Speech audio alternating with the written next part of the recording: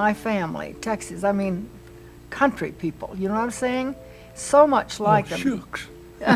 Roy Rogers was known to millions as the King of the Cowboys, a symbol of strength, kindness, and the perfect Hollywood Western hero. But behind the fame and the carefully built public image, there was a private family story that stayed quiet for decades. Now, years after his passing, his daughter has spoken about things that have slowly changed the way people understand who he really was. Join us as we explore what was finally revealed and how it reshapes everything we thought we knew about Roy Rogers, the man behind the cowboy.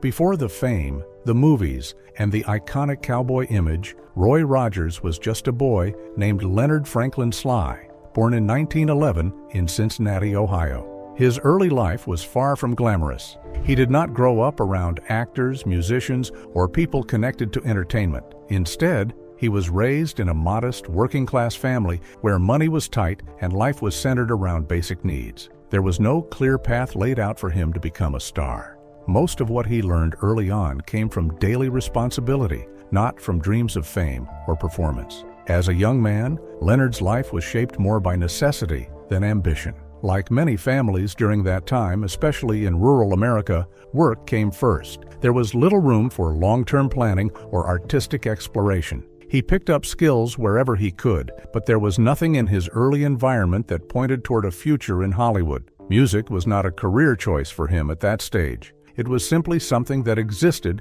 in the background of life. Everything began to change during the Great Depression. Like many others, Leonard Sly left home and headed west to California in search of work. The country was struggling and steady jobs were difficult to find. He ended up working as a migrant fruit picker in the San Joaquin Valley. The work was hard, physical, and long. Days were spent in the fields under the sun, picking crops just to earn enough to get by. It was not a life of comfort, but it was survival. What made this period important was what happened after the workday ended. In the evenings, when the labor was done and the workers gathered to rest, Leonard would often bring out a guitar. Around the labor camps, he started playing music for the people around him. These were not formal performances. There were no stages or audiences in the usual sense. It was simple music shared among tired workers who needed something to lift their spirits after long, exhausting days. Over time, something important became clear. The music was not just entertainment. It brought relief. It helped people relax, even if only for a short time. It created a sense of comfort in a very difficult environment. Leonard began to realize that music had a real emotional effect on people. This understanding stayed with him and slowly shaped the direction of his life. From these informal campfire sessions, Leonard started forming small musical groups.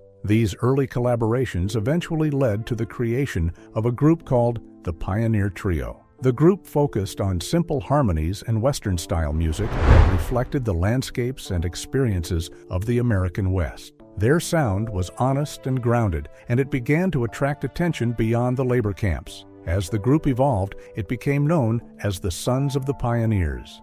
This was a turning point. The group began recording music and performing more widely. One of their early songs, Tumbling Tumbleweeds, became especially important. It gained recognition and helped establish their place in American music. The song's success showed that their style had a wider appeal and that Leonard Sly's voice and presence were something audiences connected with. This growing recognition eventually reached Hollywood. The film industry was always looking for new talent, especially performers who could bring music and personality together on screen. Leonard Sly was soon discovered and offered opportunities in film. This marked the beginning of his transition from working as a laborer and group musician to movie performer. When he entered Hollywood, he was given a new name, Roy Rogers. From that moment forward, his life changed completely, moving from field worker and musician to one of the most recognizable Western stars in American entertainment. And just as his name was about to become legendary, a much bigger transformation in his life was only beginning to take shape. Roy Rogers. In 1937, Leonard Sly's life changed in a very direct and practical way when he signed a contract with Republic Pictures. At that time, Hollywood studios were building a steady demand for Western films. These movies were low cost to produce but very popular with audiences, especially families who enjoyed simple, clear stories about heroes, villains, and frontier life. Republic Pictures saw potential in Leonard, not because he was already a major star, but because he had something they could shape into a star. One of the first and most important changes was his name. The studio decided that Leonard Sly did not have the kind of public appeal they wanted for a leading Western actor. They needed something easier to remember and more connected to the Western tradition. That is when the name Roy Rogers was chosen. It was not random. It was designed to feel familiar and trustworthy to audiences of the time. The name also carried a clear cultural connection. It was partly inspired by Will Rogers, one of the most well-known American entertainers and humorists of the early 20th century. Will Rogers had passed away only a short time earlier, and his name still carried strong respect across the country. By choosing Roy Rogers, the studio created a subtle link in people's minds. It helped audiences feel like this new actor belonged to a familiar tradition of American storytelling. Once the name was set, his career began to move quickly. Western films were growing in popularity, especially during the late 1930s and early 1940s. People were drawn to stories that felt simple and direct, especially during a time when the world was dealing with economic struggle and later global war. Roy Rogers became one of the central faces of this genre almost immediately. A key part of his success was the way his screen persona was shaped. The studio developed a clean-cut, heroic cowboy image for him. He was always presented as calm, respectful, and morally steady. His characters were not overly complex. They stood for fairness, loyalty, and courage. This made him especially popular with families and younger audiences. People knew what to expect from him on screen, and that consistency built trust. Over time, Roy Rogers moved beyond being just another Western actor. He became the top box office Western star for more than a decade. From the early 1940s onward, his films consistently performed well, and his name became one of the most reliable in the industry. This kind of long-term success was rare, especially in a genre that often cycled through different stars quickly. His popularity also expanded beyond film. Roy Rogers became a presence on radio, where his stories and music reached audiences who may not have seen his movies. At the same time, his image began to appear in merchandising. Toys, lunchboxes, clothing, and other products carried his name and likeness. This helped turn him into more than just a performer. He became a brand that existed across multiple parts of everyday life. Part of what made this expansion so effective was the creation of a fully built fictional universe around him. Roy Rogers was often seen alongside Trigger, his famous horse, Bullet, his loyal dog, and Nellie Bell, his Jeep. These were not just props. They became recognized characters in their own right. Audiences, especially children, came to see this group as a complete world with its own familiar figures and relationships. But as his public image grew stronger, a separation slowly formed between what people saw and what his real life was like. On screen, he was always steady and simple to understand. Off-screen, his life was more complicated, shaped by personal loss, family responsibilities, and private struggles that the public rarely saw.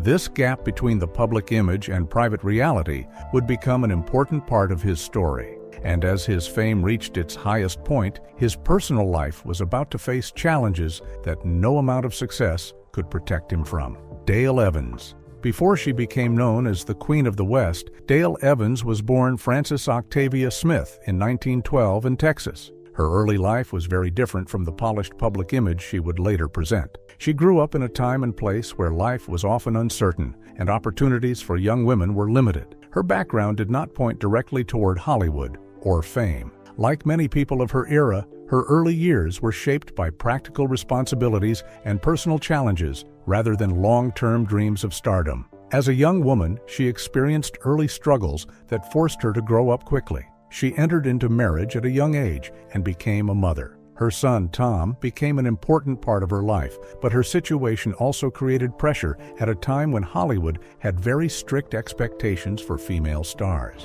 In the early days of the film industry, studios carefully controlled the public image of actors, especially women. Being a mother was often seen as something that could reduce a young actress's appeal to audiences. Because of these pressures, Dale Evans made a difficult decision during the early part of her career. She chose to keep the existence of her son Tom hidden from the public. This was not unusual in Hollywood at the time, but it came with emotional weight. She had to separate her private life from her public identity in a very strict way. While she worked to build a career in entertainment, she carried the responsibility of motherhood privately, away from the spotlight. During these years, she began the process of reinventing herself into a more polished Western film personality. The name Dale Evans was part of that transformation. Like many performers in Hollywood's studio system, her identity was carefully shaped to fit what audiences expected. She developed a screen presence that was calm, confident, and visually consistent with the Western genre. This helped her stand out in a crowded industry where image often mattered as much as talent. Before meeting Roy Rogers, she appeared in a number of film roles that slowly built her reputation. These roles were often small at first, but they helped her gain experience and visibility. Over time, she became more comfortable on screen and more recognized within the industry. She worked steadily, learning how to adapt to the demands of film production, including long hours, strict studio schedules, and constant attention to appearance and performance. A key part of her success was her personal discipline. In the studio-era Hollywood system, actors were expected to maintain strict control over how they looked and behaved in public. This included everything from interviews and public appearances to the way they were photographed and promoted. Dale Evans understood these expectations and managed her image carefully. She presented herself in a way that matched the studio's vision while still trying to maintain a sense of personal dignity. However, this level of control often created a separation between public character and private reality. On screen, she appeared confident and composed, fitting perfectly into the Western world that audiences loved. Off-screen, her life was more complex and emotionally demanding. She balanced career pressure, personal history, and motherhood in a way that required constant adjustment and emotional effort. This separation between who she appeared to be and who she was in private became an important part of her life before she ever met Roy Rogers. It set the stage for the partnership that would later define both of their careers, but it also reflected the broader reality of Hollywood at the time, where personal truth was often hidden behind carefully constructed public images. And just as her path was beginning to stabilize in Hollywood, everything would soon change when she crossed paths with a man who would reshape both her career and her personal life. Collision of two careers. The first real professional meeting between Roy Rogers and Dale Evans happened in 1944 when they were both cast in the film The Cowboy and the Señorita. At that time, both of them were already working actors within the Western film system, but they had not yet become closely linked in the public mind. The film brought them together in a way that would quietly change the direction of both of their careers. From the beginning of their collaboration, there was a clear sense of strong professional chemistry. On set, they worked with a natural rhythm that made scenes easier to film and more engaging to watch. This kind of connection is not always planned in Hollywood. It often becomes visible only when actors share enough time on screen. In their case, the balance between them felt steady and natural, and it stood out to directors and studio staff almost immediately. A major part of their on-screen connection came from the difference in their personalities and performance styles. Roy Rogers brought a calm and steady presence to his roles. His characters were usually grounded, composed, and emotionally consistent. He played the kind of hero who did not need to speak loudly or act aggressively to be understood.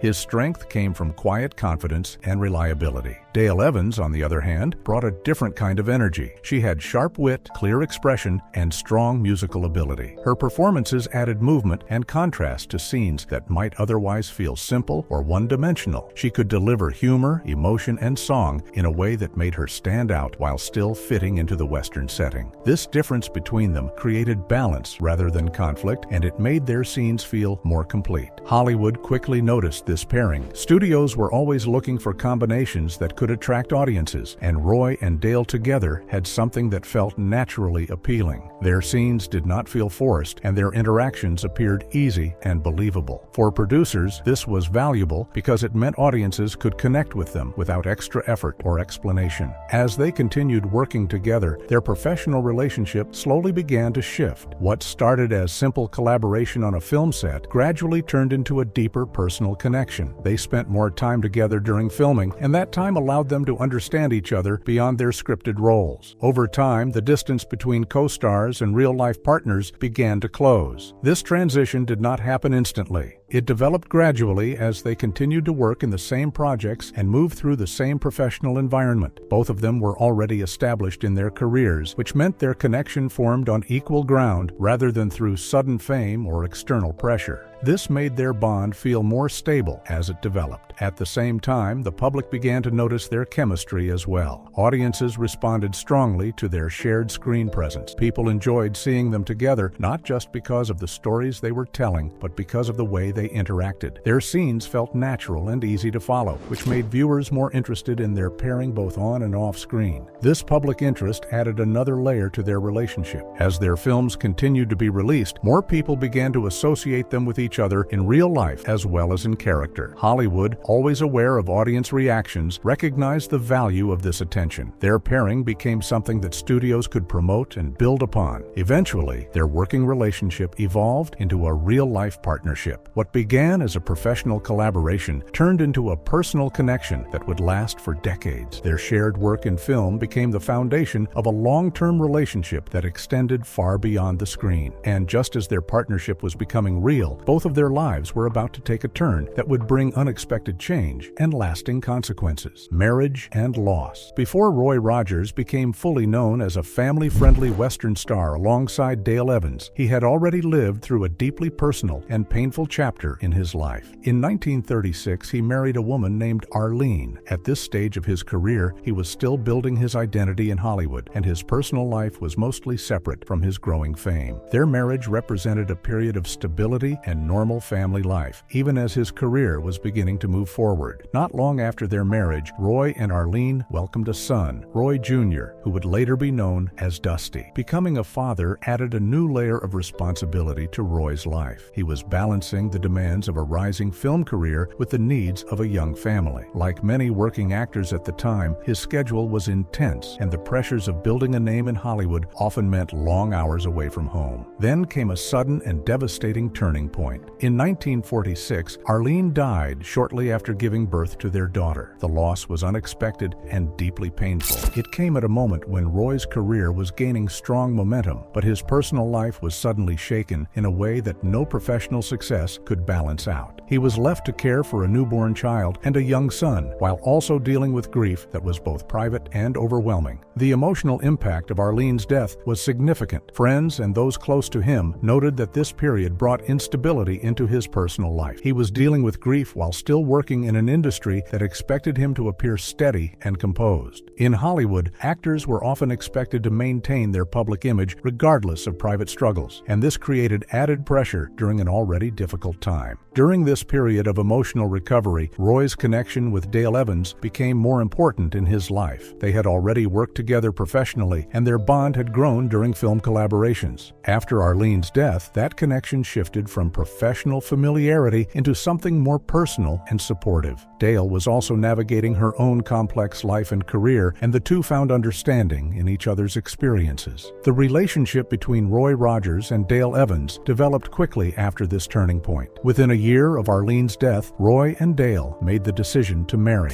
They were married on New Year's Eve in 1947. This timing drew attention, and for some people, it raised questions due to how soon it followed Roy's loss. In Hollywood, where public perception mattered a great deal, such decisions were often closely observed and sometimes criticized. And just as their marriage was beginning to settle into a long-term partnership, their family would soon face a moment that changed everything in ways they could never have expected. Robin Elizabeth Rogers. In 1950, Roy Rogers and Dale Evans welcomed their daughter, Robin Elizabeth Rogers. She was their only biological child together, and her birth marked a deeply meaningful moment in their marriage. After years of building careers, public recognition, and a blended family from earlier relationships, Robin represented something very personal and new within their shared life. Very soon after her birth, it became clear that Robin had Down syndrome. At that time, medical understanding of the condition was extremely limited. In the early early 1950s, many doctors viewed Down syndrome through a narrow and outdated lens. Parents were often told that children with the condition would not be able to live meaningful lives, and in many cases, they were advised to place them in institutions. These recommendations were common in that era, even though they reflected misunderstanding rather than care. Roy Rogers and Dale Evans were faced with those same recommendations. Medical professionals urged them to consider institutionalizing Robin. For many families at the time, this advice was accepted out of fear, confusion, or lack of information. But Roy and Dale made a different choice. They rejected the idea of sending their daughter away. Instead, they chose to raise her at home and keep her as a central part of their family life. This decision was not just private. It also became public in a very quiet but meaningful way. The studio system that managed their careers had clear ideas about public image, especially for family-friendly stars like Roy Rogers. There was concern that showing a child with a disability might not fit the carefully maintained public image of their household. Despite this, Roy and Dale insisted that Robin be included in family photographs. This was not a small decision at the time. Hollywood studios often controlled how actors were seen by the public, and image was considered very important to a star's career. There was resistance to the idea of including Robin in publicity material. Some within the system believed it might affect how audiences viewed them, but Roy and Dale continued to stand by their decision. Inside their home, Robin became a central part of daily life. She was not hidden away or treated differently in terms of affection or attention. She was included in family routines, interactions, and moments of connection. For Roy and Dale, parenting Robin was not defined by medical labels, but by everyday care and presence. These early years, though short, were filled with bonding and family involvement. However, Robin's life was brief. In 1952, she became ill with complications related to mumps. At just under 2 years old, she passed away. Her death came suddenly and brought immediate emotional impact to the entire family. The loss was especially heavy because of how central she had become in their lives during such a short time. The emotional effect of Robin's death created a deep rupture in the household. Roy and Dale experienced grief in different but connected ways. They were both public figures, but this loss was intensely private. The expectations of their careers continued, but their personal world had been changed in a fundamental way. And in the quiet space that followed this tragedy, something began to shift in how they viewed family, responsibility, and the children who would later come into their lives. Writing through grief. After the death of Robin Elizabeth Rogers in 1952, Dale Evans found herself in a place where everyday life continued, but everything felt different. The loss of a child created a kind of emotional silence that is hard to explain. For her, one of the few ways to process that grief was through writing. She had already worked in Hollywood as an actress and songwriter, but this was different. This was not work for a studio or an audience. It was personal, and it came from a place of deep loss. As she began to write, Dale focused on something very specific. She did not try to retell Robin's short life in a traditional way. Instead, she chose to imagine Robin's story from a heavenly perspective. This meant writing as if Robin herself were speaking from a place beyond life, describing her experiences, feelings, and the idea of what her short time on Earth meant. It was not written as a documentary or a medical account. It was written as a personal expression of love, grief, and meaning. This idea eventually became the foundation of her book, Angel Unaware. The writing process was deeply emotional. Dale was not just telling a story. She was working through her own pain. The book reflected her attempt to understand loss in a way that could bring comfort, not just to herself, but to others who had experienced similar grief. She finished the book, and it was published in 1953, just a year after Robin's death. When Angel Unaware was released, the public reaction was stronger than many people expected. It quickly became a bestseller. At a time when conversations about disability and childhood conditions were often limited or shaped by misunderstanding, the book stood out. Readers connected with its emotional honesty and its gentle approach to a subject that many families struggled with in silence. One of the most important effects of the book was its impact on families who were raising children with developmental disabilities. In the early 1950s, many parents were told to feel shame or to hide their children from public view. Medical advice and social pressure often encouraged isolation rather than inclusion. Angel Unaware offered a different perspective. It gave parents a sense that their children's lives had value and meaning, even if society did not always recognize it. For many readers, the book created a shift in how they thought about developmental conditions. It did not change medical practice overnight, but it helped open emotional and cultural space for a different kind of understanding. Instead of focusing only on limitations, it encouraged people to see children with disabilities as individuals with dignity and worth. The influence of Dale Evans' writing extended beyond readers. In recognition of her impact, organizations working with children with developmental disabilities also began to acknowledge her contribution. One example of this is the naming of the Dale Rogers Training Center, which reflected her role in raising awareness and supporting families in this area. This recognition showed that her work had reached beyond entertainment and into real social influence. And as her words began to reach more people, her life with Roy Rogers continued to change in ways that would soon bring even more children into their home and reshape their idea of family. If this story gave you a new way of looking at their lives, make sure to like, subscribe, and stay with us for more real stories behind the icons you thought you knew.